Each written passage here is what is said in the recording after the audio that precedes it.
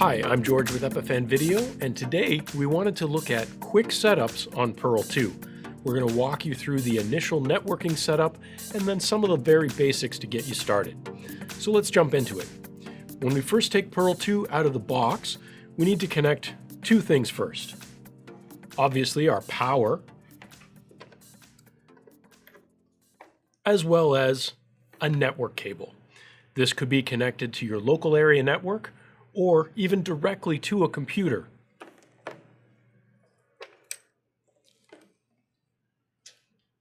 Once we have those connected, we need to figure out how to find Perl on the network. There are a couple of ways that Perl gets an IP address, either manually static assigned or through DHCP, an automatic address. This one I've configured for a static address, but I'll show you how we can find out the DHCP address as well. On the front touchscreen of Perl 2 is where we can find a lot of information about the networking. So let's take a look at the front touchscreen. From the front touchscreen of Perl, when it first boots up, we'll see quick information about our channels that are currently configured. Out of the box, you'll see Auto A and Auto B. How we can change those settings, you'll see in other videos about Perl. On the front touchscreen, there's a variety of buttons that will appear along the bottom edge. One of them is this little gear icon that brings us into the settings menu. At the very top, you'll see network settings, and we can use this to change a static IP address or move between static IP and DHCP mode. If we're using Perl in a DHCP environment, we can find out the assigned IP address by looking at the system status, and it will be displayed here.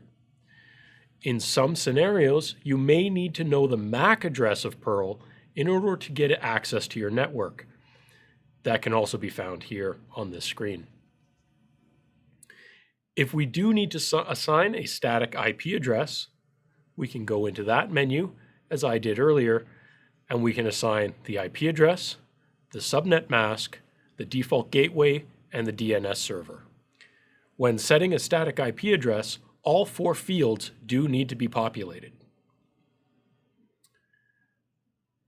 Once we know the IP address of our Perl, it's quite easy to then look at connecting directly to it.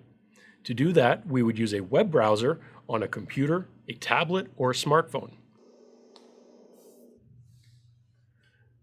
Let's take a look at connecting to Perl using a web browser on a laptop.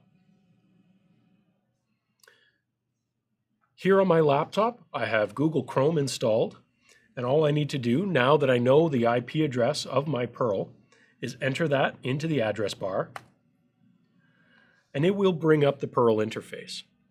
If a login prompt appears, enter the correct username and password, and you will get full access to Perl.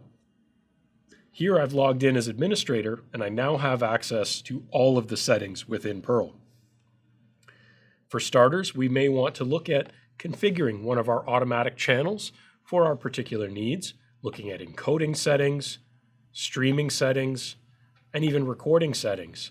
We have other videos covering these topics. If we need to make changes to the network settings, we can also do that through this web browser interface as well if the situation changes.